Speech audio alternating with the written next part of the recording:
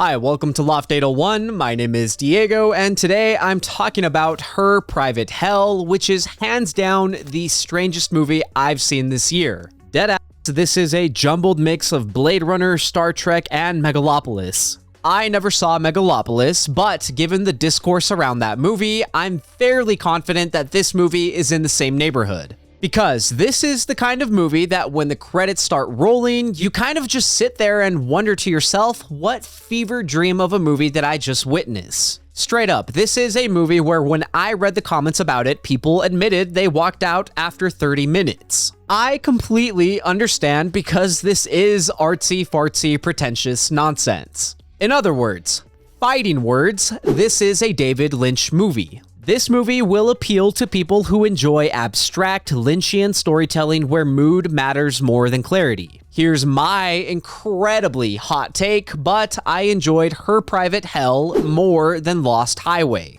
The mood and atmosphere this movie creates are significantly stronger in stretches. Oh, and by the way, the first half of this video will be my spoiler-free review of the movie, and then the second half will be my explanation of what I think is going on. The basic setup follows Elle, a young woman searching for her father while a strange mist spreads across a futuristic city. At the same time, a mysterious soldier named Private K is searching for his missing daughter. Their journeys gradually collide with Dominique, Ella's stepmother, and Nico, a man caught in the middle of their increasingly complicated relationship. With that out of the way, the first thing that I have to mention about this movie is that the cast is gorgeous. Sophie Thatcher, Havana Rose Liu, Charles Melton, Diego Calva, Kristine Froseth, everybody looks incredible and the movie knows it. The camera studies their faces like they're paintings hanging inside a neon museum. There are long close-ups, extended zooms, and long stretches where characters barely speak. Their expressions, makeup, and physical presence do a lot of heavy lifting when it comes to the storytelling.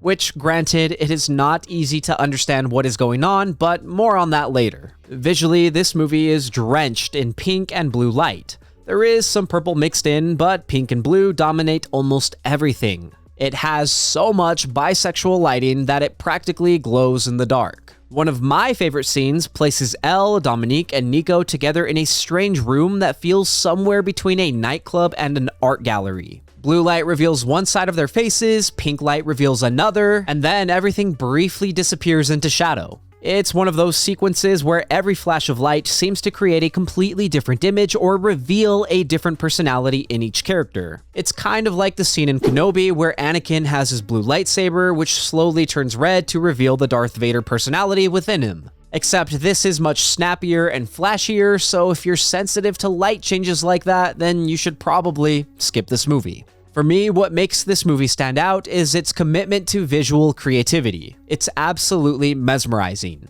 The first half especially has moments that reminded me of Blade Runner 2049. There's a lot of neo-noir and cyberpunk visuals within the movie that I ate up, to the point where I wouldn't mind living in the world of this movie because it's so atmospheric. Now, those are the highlights of the visuals. Unfortunately, there are some scenes that look a little closer to a CW show or an older episode of Star Trek. So I'm a little conflicted because at its best, this is one of the best looking movies of the year, but at its worst, it is laughably bad.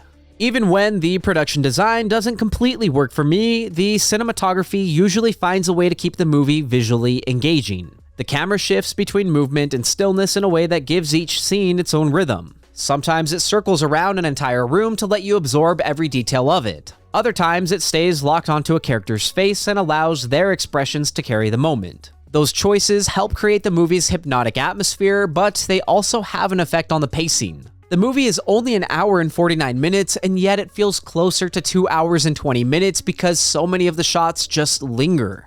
A tighter edit probably would have made the experience more effective without sacrificing the strange mood that makes it so memorable. However, what keeps those slower stretches from completely losing me is the music. The soundtrack is ethereal, dreamlike, and occasionally overwhelming. It feels like something you'd hear while floating through space after taking something you definitely shouldn't have taken. I could genuinely listen to it on its own because it gives the movie so much of its identity. The dreamlike soundscape also makes the darker moments feel even more jarring when they finally break through. There is some graphic violence, including some surprisingly bloody deaths, although I wouldn't call this a traditional slasher. The violence arrives more like a fever dream interrupting another fever dream. It kind of reminds me of the current Folk Valley trend, but with the AI dial turned up. That same sense of discomfort carries into the sexual material, especially once the relationships between Elle, Dominique, and Nico begin collapsing into jealousy, resentment, and obsession.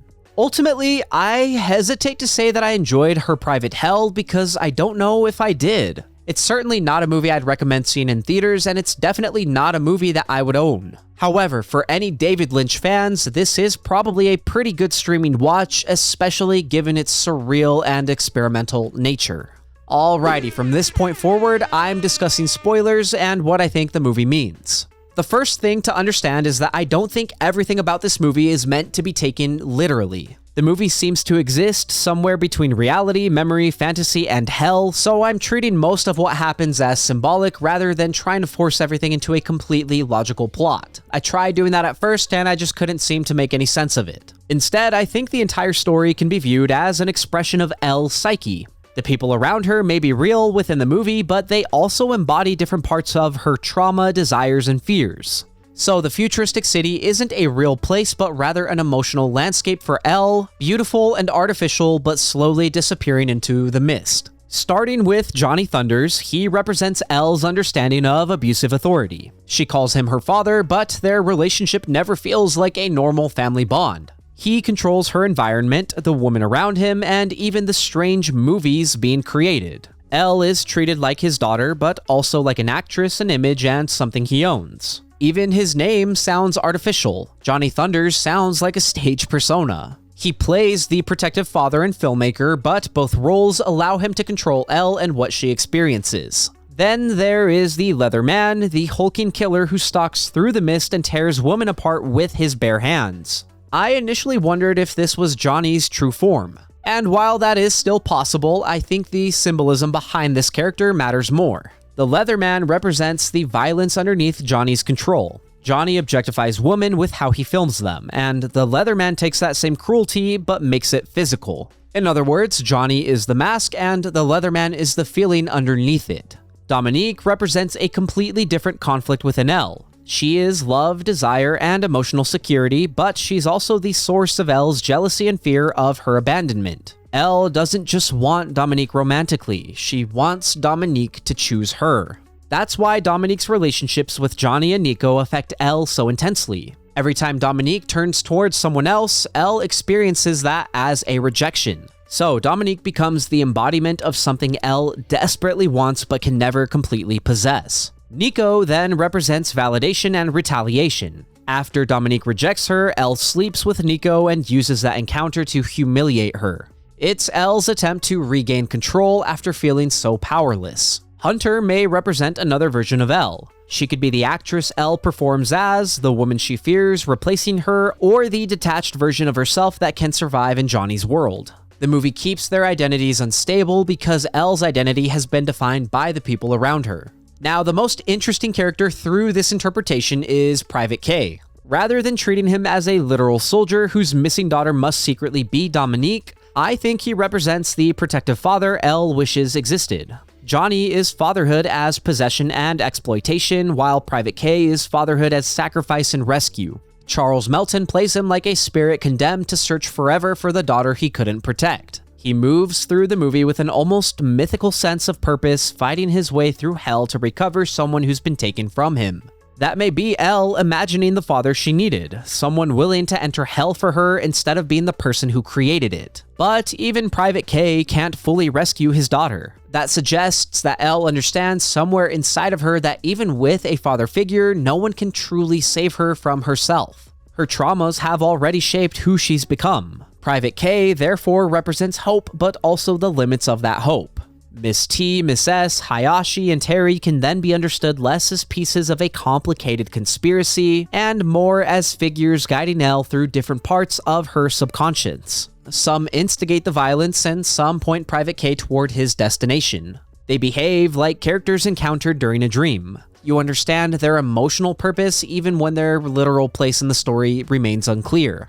Oh, and finally, the mist represents the collapse of the barriers Elle uses to keep her feelings separated. Once it spreads, memory, fantasy, violence, and desire all begin occupying the same space. Johnny's artificial world, the Leatherman's murders, and Private K's rescue mission all blend into one emotional reality. So, my interpretation is that the title Her Private Hell refers to Elle's own internal psyche. Now, all of that said, this movie is still incredibly confusing, and I don't think there is one clear explanation to everything throughout it. So, I would love to hear your thoughts and theories down below. Anyway, thank you for listening to my review of Her Private Hell. If you enjoyed the review and my explanation, then please leave a like and hit subscribe. If you did not enjoy it, thank you for sticking around. As always, I would love to read what you have to say, so let me know what you're thinking. Also, if there's something you want to see reviewed, don't forget to let me know and I will do my best to get to it. Lastly, if you want to see some more from me, then you can check out my vlogs linked up above or my podcast, Good Friends. Again, thank you for watching. My name is Diego, and I will see you next time.